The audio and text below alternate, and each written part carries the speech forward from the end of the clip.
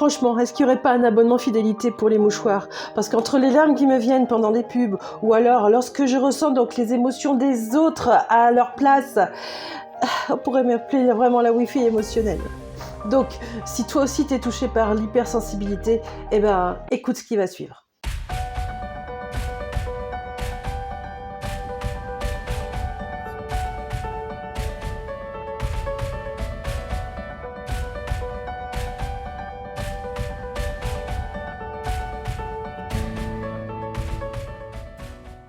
Bonjour, je suis Céline, magnétiseuse énergéticienne, maître Reiki et formatrice, et j'ai décidé donc de vous parler de l'hypersensibilité. Alors non, ce n'est pas une maladie, ce n'est pas non plus un trop de quelque chose, c'est juste une particularité qui fait que tu ressens tout. Donc tu peux être impacté émotionnellement avec le visuel, avec le côté auditif, avec le côté du toucher, avec le côté du goût et avec le côté olfactif également. Alors gérer une hypersensibilité, ce n'est pas de l'étouffer cette hypersensibilité, mais c'est au contraire d'en faire vraiment un atout. C'est, comme certains pourraient dire, une sorte de super pouvoir. Moi, je préfère l'appeler vraiment comme un atout qui va nous permettre d'avoir aussi certaines compétences. Et ça peut se faire sans finir en PLS, par exemple dans des réunions de famille. Les hypersensibles, en fait, il y a des défis à aborder. Je vais en citer quelques-uns, mais il y en a bien sûr bien d'autres. Et chaque hypersensible est vraiment, je dirais, différent. Donc c'est pour ça que je ne vais pas en expliquer tout, mais au moins quelques-uns. La première chose, c'est effectivement les émotions qui vont déborder. Parce qu'en fait, l'hypersensibilité est souvent liée à l'hyper-émotivité. Les émotions qui débordent, c'est du style un truc tout bête, mais voilà, par exemple, quand je suis dans la rue et puis que je vois un simple tout petit chiot qui est tout mignon, tout mimi, hop, tout de suite, je vais avoir des émotions qui vont venir, des fois même des larmes qui peuvent venir. Ne serait-ce que de parler de choses qui sont vraiment magnifiques, j'ai les larmes qui me viennent. Donc tout ça, ça fait partie effectivement de l'hypersensibilité avec l'hyper-émotivité. Donc ça, c'est vrai que c'est pas tout le temps évident, selon aussi les personnes avec lesquelles on est. Eh bien, il y a des fois des personnes qui comprennent pas et pourtant, écoutez, ça fait partie de vous. C'est quelque chose où vous êtes né avec, où vous mourrez avec, mais il y a quand même des petites choses qu'on peut faire pour améliorer. Alors, je vous en parlerai un tout petit peu plus tard, mais je vais vous parler du deuxième défi qu'ont les hypersensibles. C'est ni plus ni moins le fait d'être une éponge émotionnelle. Alors, qu'est-ce que c'est que d'être une éponge émotionnelle? C'est tout simplement que vous allez, par exemple, aller dans un lieu et là, vous allez ressentir les énergies de tout le monde. Et ça peut être des énergies vraiment qui sont pas terribles.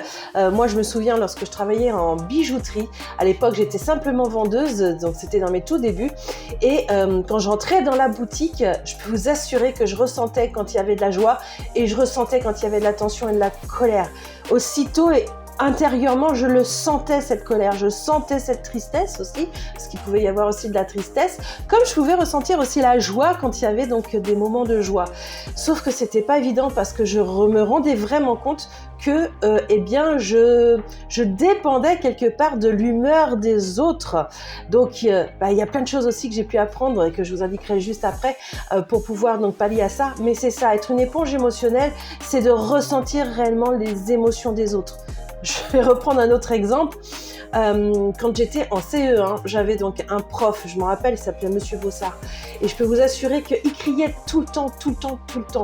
Il criait pas après moi, il criait après d'autres, mais je ressentais, on va dire, ce que les autres ressentaient et je pleurais parce que c'était vraiment horrible ce qu'ils pouvaient ressentir. Donc ça, c'était très très fort pour moi.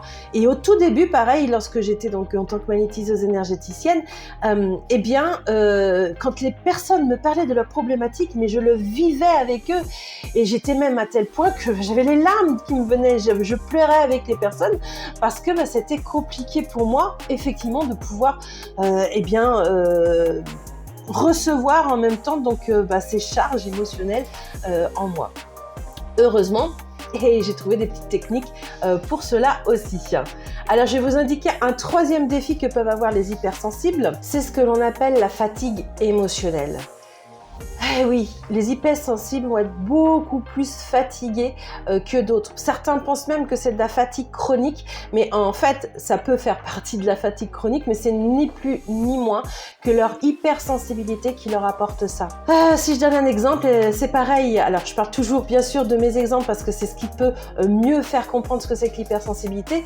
Mais moi, lorsque je suis dans des repas de famille, comme les fêtes de Noël, moi, les fêtes de Noël, c'est très fatigant parce que ça peut être, voilà, il y a Noël, il y a le jour de l'an. Et autant vous dire, je suis née le 22 décembre, donc il y a aussi donc, mon anniversaire avant. Donc nous, on fait fête sur fête sur fête. Il y a même 5 personnes, si ça parle beaucoup, si ça parle fort, si ça parle en même temps, oh là là, mon Dieu, mais quelle horreur. Franchement, pour moi, ça me fatigue énormément. Très régulièrement, d'ailleurs, je profite du moment où ils vont faire des jeux de société. Alors, quand je suis en forme, je peux en faire, mais souvent, quand ils font donc leurs jeux de société, je suis vraiment à plat.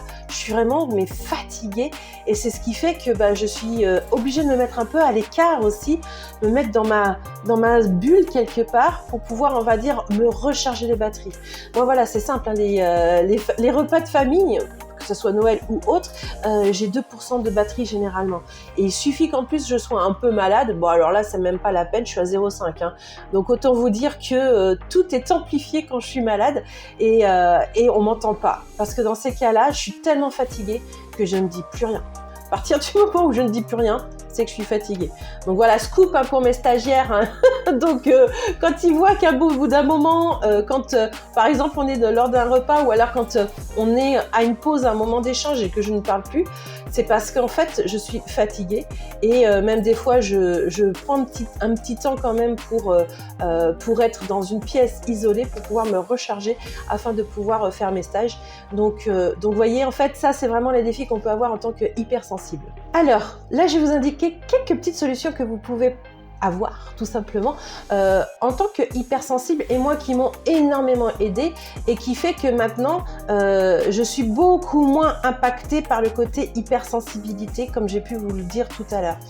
La première chose que j'ai pu faire, c'est déjà apprendre à identifier mes émotions parce que j'ai remarqué que dans certaines situations, eh bien, je pouvais savoir si c'était mes émotions ou alors si c'était les émotions des autres que je pouvais donc ressentir. Pour ça, j'ai un petit carnet qu'on appelle donc le bullet journal. Donc voici mon petit bullet journal, voilà. Je l'ai fait donc par moi-même, mais j'ai une feuille effectivement qu'on appelle donc des trackers d'émotions. Alors j'en ai à la journée, j'en ai aussi donc du coup heure par heure parce que ça me permet vraiment de me connaître le plus possible. Ça me permet aussi de savoir à quel moment je suis en forme et à quel moment en fait je peux être fatiguée, voir si c'est au même moment. Après d'un point de vue énergétique, ça me permet aussi de voir si j'ai pas des méridiens qui ont quelques blocages, mais pas que, mais en fait c'est vraiment apprendre à se connaître. Donc c'est quelque part donc faire de la bienveillance envers soi-même, j'en parlerai d'ailleurs un peu plus tard, mais c'est ok, donc là qu'est-ce que je ressens là maintenant, elle m'a dit telle chose, donc qu'est-ce que je ressens là, quelle blessure aussi donc peut-être éventuellement en train de me titiller, donc là en fait c'est vraiment d'apprendre déjà, quelles sont vos émotions? Alors, la deuxième solution, eh bien, c'est de prendre aussi sur soi et de savoir dire non. Parce qu'il y a des moments où on est plus apte à pouvoir, par exemple, aller à un repas, par exemple, de Tata Monique qui a envie absolument que vous dîniez avec elle.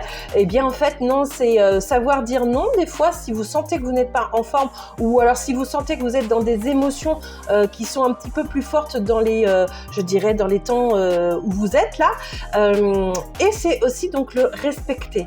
C'est-à-dire, c'est pas parce que Tata Monique, en fait, elle insiste qu'il faut dire absolument bon, d'accord, parce que vous allez y aller en plus, vous aurez pas vraiment envie, vous aurez pas forcément le sourire parce que, en fait, vous le faites à contre-cœur. Et puis, c'est surtout qu'émotionnellement et au niveau de la fatigue émotionnelle, ça sera beaucoup plus, je dirais, intense si vous y allez à contre-cœur que si vous y allez de bon cœur. Il y a des petites choses que vous pouvez faire quand même en famille, que je vous indiquerai juste après, d'un point de vue énergétique. Là, je vous parle plus d'un point de vue un peu plus concret, qui aide aussi énormément. Donc, restez jusqu'au bout de la vidéo parce que je vais vous expliquer tout ça. La troisième chose que je peux vous donner comme petite solution pour vous aider dans votre hypersensibilité, c'est d'avoir des points de centrage. Alors, de recentrage même, je dirais.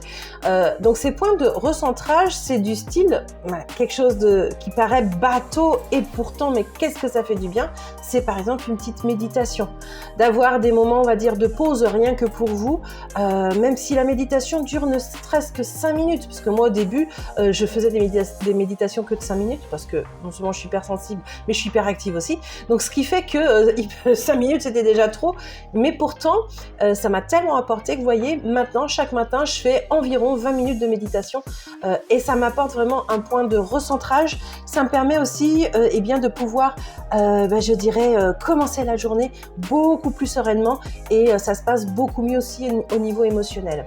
Mais ça peut être voilà, de la visualisation aussi, de se visualiser vraiment dans un endroit calme, dans un endroit où vous êtes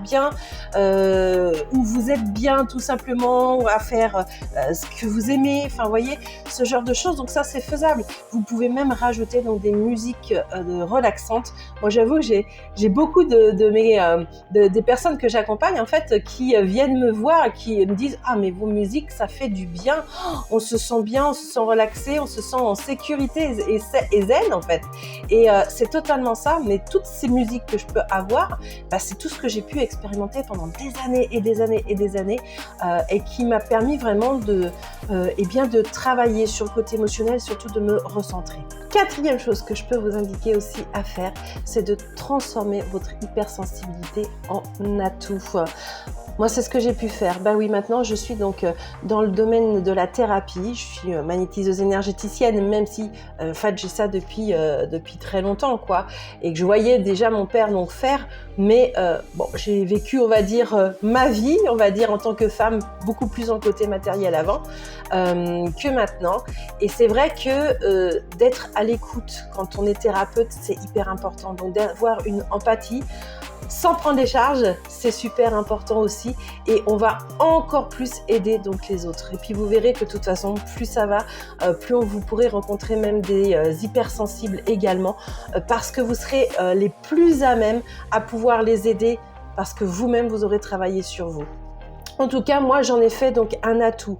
Mon empathie, ça m'aide vraiment aussi à certaines situations qui peuvent être conflictuelles, parce que comme tout le monde, ça peut m'arriver. Ça m'aide aussi à comprendre ce que l'autre peut ressentir aussi. C'est pour ça que je sais que quand il peut y avoir conflit, la personne qui est en face sera dans sa vérité et moi, je serai dans la mienne. Et ça me permet donc, en sachant qu'elle est dans sa vérité, de prendre du recul et de plus être impactée émotionnellement autant qu'avant. Je ne vais pas dire que je ne suis pas impactée, absolument pas. C'est pas vrai, je suis pas inhumaine justement, de par mon hypersensibilité, mais ça me permet de prendre beaucoup de recul et de plus être dans cette hyper émotivité. En fait, l'empathie est un réel atout, je peux vous l'assurer, et je le vois bien autour de moi parce que j'ai d'autres neuroatypiques qui eux n'ont pas cette empathie, qui sont, je dirais même coupés de leurs émotions.